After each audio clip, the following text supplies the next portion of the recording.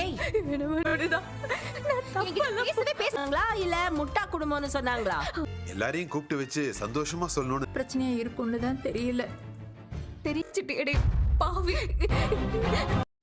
இன்றைக்கி பாண்டியன் ஸ்ட்ரெஸ்ஸில் பார்த்தீங்கன்னா பாண்டியன் கிட்ட போய் மயில் காலிலெல்லாம் விழுந்து பார்க்குறாங்க. பாண்டியன் கண்டுக்கவே மாட்டுறாரு. அதுக்கப்புறம் கோமதி கிட்ட போய் இப்போ காலில் விழுந்து பார்க்குறாங்க. அப்புறம் அரசு கிட்ட கன்வின்ஸ் பண்ணி பார்க்குறாங்க. யாருமே அவங்க பேசுகிறெல்லாம் சட்டை செய்யவே கிடையாது.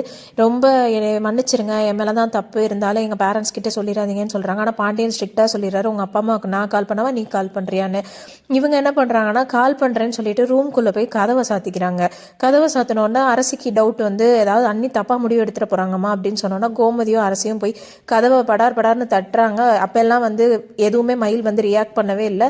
அதுக்கப்புறம் பார்த்தீங்கன்னா பாண்டியன் வந்து இப்போ நீ வெளியில் வருவியா மாட்டியாப்பா, போதும்ப்பா நீ பண்ணதெல்லாம் அப்படின்னு சொல்லி சத்தம் போட்டோன்னே மயில் வந்து சரின்ட்டு வெளியில் வர்றாங்க. வெளியில் வந்தோடனே பாண்டியன் சொல்கிறாரு, நானே வந்து உங்கள் அப்பாவுக்கு ஃபோன் பண்ணுறேன்னு சொல்லிட்டு மயில் சொல்ல கேட்காம அவங்க அப்பாவுக்கு ஃபோன் பண்ணி இந்த மாதிரி வந்துருங்க வீட்டுக்கு, உங்கள்கிட்ட கொஞ்சம் பேசணும் அப்படின்னு சொல்லி பாண்டியன் கூப்பிடுறாரு.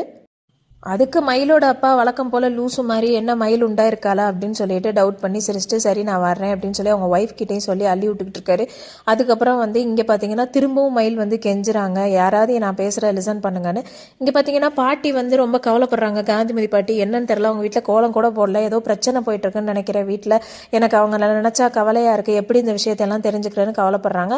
அதுக்கப்புறம் பார்த்தீங்கன்னா சரவணனோட அக்கா குழலி வந்து வீட்டுக்கு வந்து பிரச்சனை பண்ணிட்டு இருக்காங்க. என்ன இவ்வளோ பண்ணியிருக்கீங்க, உங்கள் குடும்பம்லாம் ஒரு குடும்பமான மயில் கிட்ட கத்துறாங்க. இதோட இன்னைக்கு எபிசோடு முடிச்சிருக்காங்க. நாளைக்கு எபிசோட்ஸ் வேணும்னா நம்ம சேனலை சப்ஸ்கிரைப் பண்ணிக்கோங்க.